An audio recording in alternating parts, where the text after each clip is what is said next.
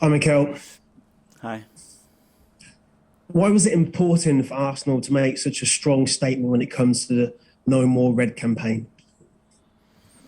Well, obviously, we've been really involved as a club over the years with the knife crime, and we have the capacity to give exposure to that issue in London, and everyone at the club has been extremely supportive, starting with the players and our sponsors, especially Adidas, which has been exceptionally good to come with some great ideas to support that, and I think it's very beneficial.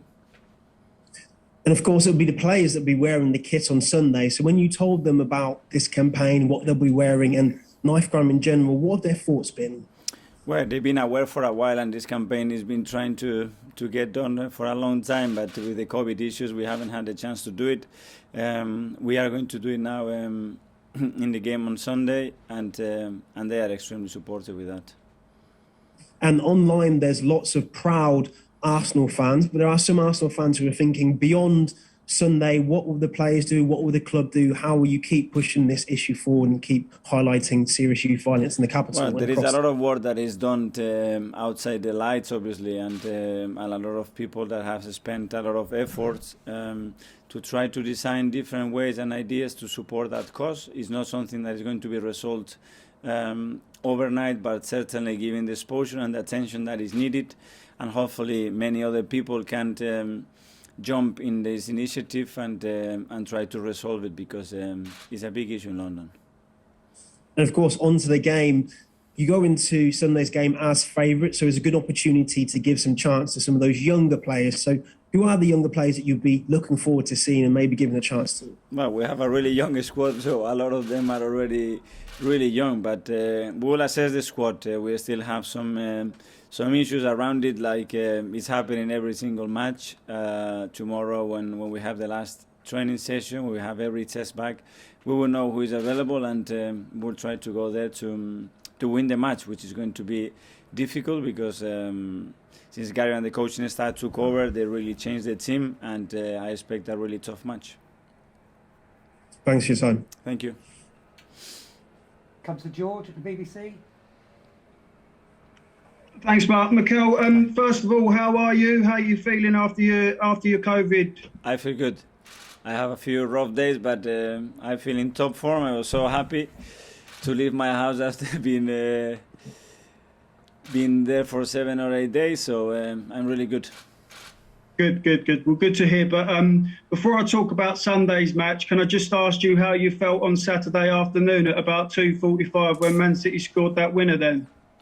But I was, as you can imagine, I was extremely upset how we lost the game at the end, but at the same time extremely proud for the performance, the way the players played the game, the atmosphere that I managed to feel throughout a TV, which is nothing like being on the touchline, but the support from our fans and the atmosphere that they created, it was incredible. So just for that as well, extremely grateful, and but at the same time very disappointed, because we end up losing the match, and we have to improve.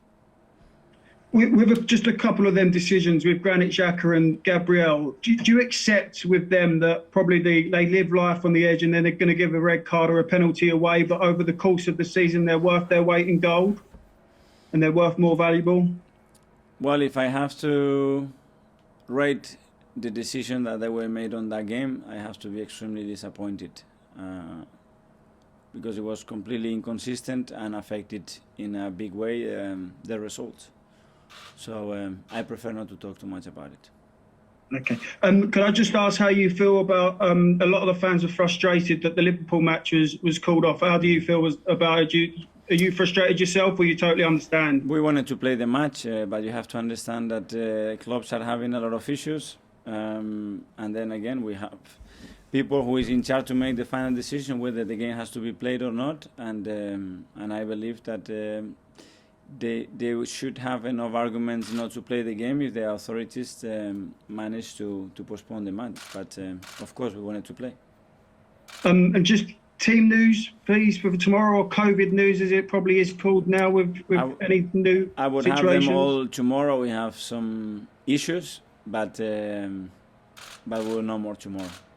Okay, and the last one from me, just as you've won this cup, and we all remember the scenes in the dressing room when you lifted the trophy, do you feel like it's your trophy and you want it back from Leicester? Of course, we won it, and we have an incredible history related to this competition. But you have to go game by game. Every game in this competition is extremely difficult. We're gonna go to Forest. We know the atmosphere we're going to face, the team that we're gonna have to play, and you have to go step by step and don't look any further. Thanks very much. Good luck. Thank you. Thanks, George. Ian, TalkSport. Hi, Mikel. How are you? Happy New Year. Happy New Year. So come on then, what's the experience like for a football manager watching football on TV? I'm saying you have a go at the TV company producing it. I mean, what was it actually like? Was it really, you couldn't do that every week, right? No. It's a very strange feeling. Obviously, trying to communicate with players through the computer, it's something that I'm not used to it. It's the best moment of the week when you are there on the touchline and things start to happen and you are part of that atmosphere, you are part of that energy, and when you are at home, a lot of that gets lost. But at the same time, I was quite calmer than I expected to be, probably because I knew that from there it was pretty difficult to get anything to them. Absolutely. Regarding the FA Cup and Forest, last time Arsenal went there a couple of years ago, they were beaten 4-2. But when they went there in 1979, which was granted before you were born, they won 1-0 with Frank Stapleton scoring, and then they went on to win the cup. So is that a good omen if you win there on Sunday? To have the history all the time you play an opponent and to make players realize the difficulty of matches, sometimes it's very useful. What about the priority? I mean, you're now you're part of this conversation for the top four. You're in the semi-final of the League Cup. Where does the FA Cup sit in terms of your priority?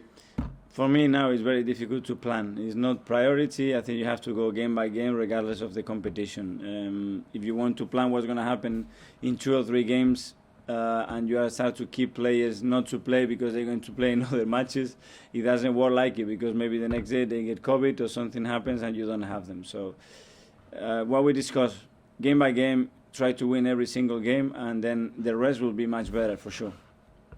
So it's quite a hard, almost an impossible time now to be a manager in terms of actually having a plan that goes beyond the following weekend. You can't plan like a month. You cannot do it because you know that you expect to have things that are going to happen. So I think it's better to put in advance the problems that you can face and what are the chances of that happening. And if you do that, then obviously the plan B and C are ready. If not, I think you are just chasing things all the time, and it's not the way that I like to do things. Finally, on a couple of your strikers, Eddie Nketiah early in the season didn't want to sign a new deal. Patrick Vieira is very keen on him at Crystal Palace. Do you expect Eddie Nketiah to still be an Arsenal player in 4 weeks' time? I already spoke about Eddie, about how I feel about him, the intentions of the club, and where we are. And he is with us every day. He shows me and the club that he wants to stay with us, and I will keep having those discussions with him, but he knows that we want another club. And Pierre-Emerick Aubameyang is away at the African Nations Cup. Apparently, we're partying, and maybe that's where he caught COVID. Do you feel vindicated that you've been absolutely right in your treatment with Aubameyang and the fact that he is, for want of a better expression, a bit of a problem player? For me, it's difficult to judge when the players are away, and I don't know what they were able to do or not. The decisions that I have taken, obviously, they were always in the best interest of the club, and trying to do the right thing with what we demanded to do. Well, welcome back to the touchline this weekend. Thank you, Ian. Gary from Sky Sports. Yeah, hello, Mikel. Hello. Thanks for your time. Are you willing to give any more information? Just quoting you back regarding the COVID news, some issues you'll know more tomorrow. What potential issues, how many potential COVID cases do you think you might have, if in the worst scenario? It was for COVID and for injuries as well. And again, I cannot say anything else. Obviously, I don't want to give anything away, as you can imagine. And tomorrow we will know more. Is it a worrying number or a less worrying Well, number? we are really short with numbers. We are really, really short in numbers in certain positions. But no chance the game will be, you'll try and call the game off? We want to play, and that's how we are approaching every game. We want to do everything to plan the game, and we don't expect anything different than to play on Sunday. Would this be a game that Charlie Patino could start? It's all the players that are involved that are on the first team. They have the opportunity to do that, and they have to feel that they have the chance to do that. And Charlie is not an exception. Ainsley Maitland-Niles on his way to Rome. We've even got a time when he's expected to land at Rome Airport. So just a thought about that deal?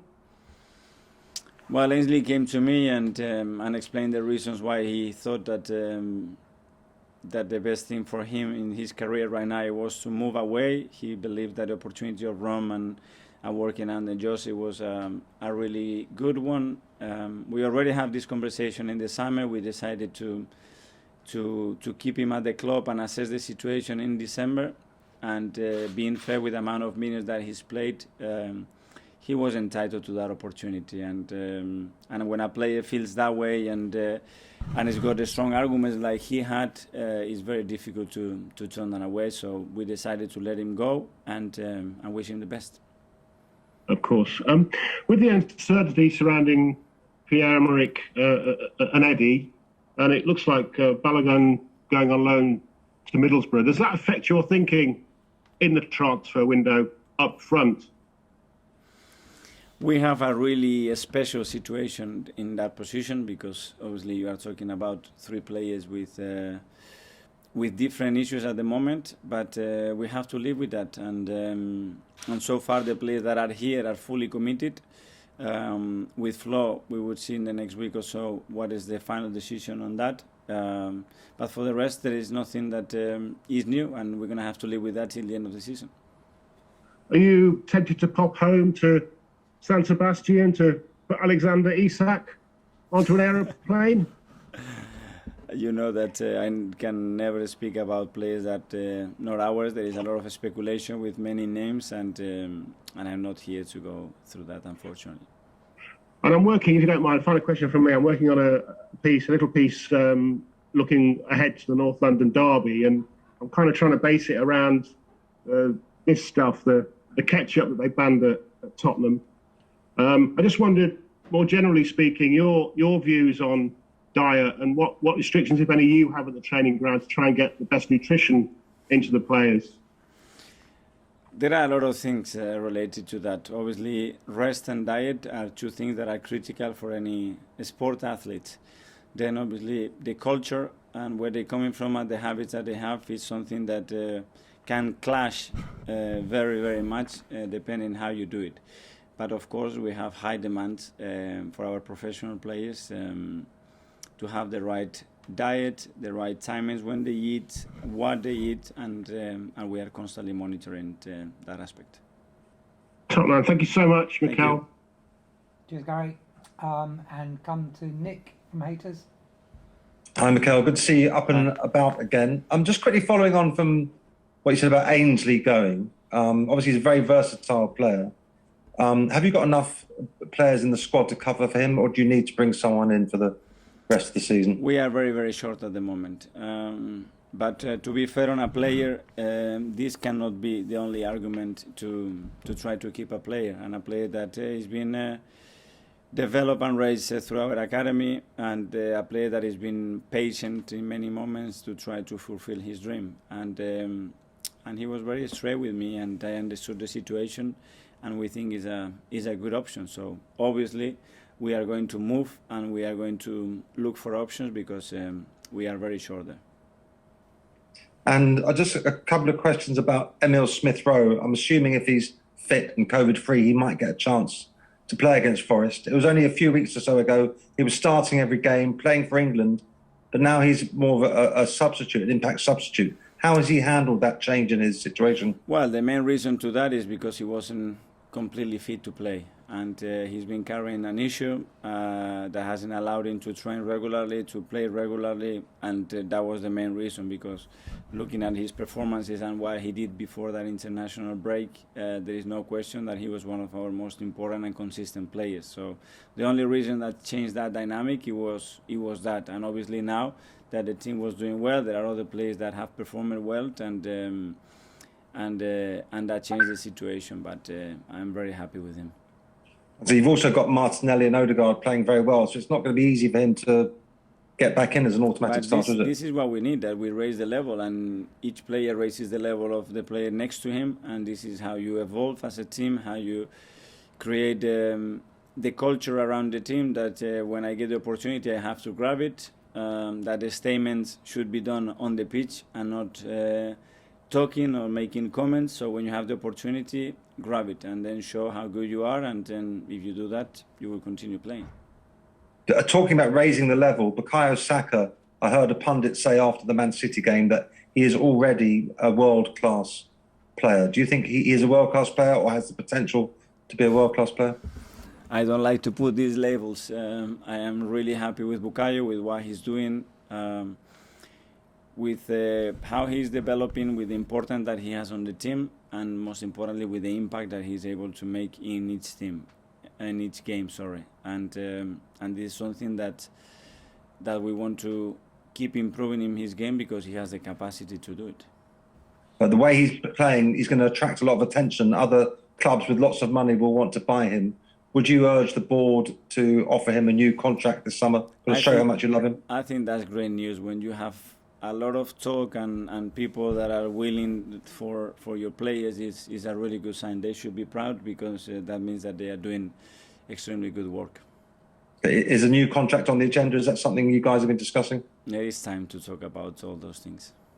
Okay, thank you, Tom. Thank you.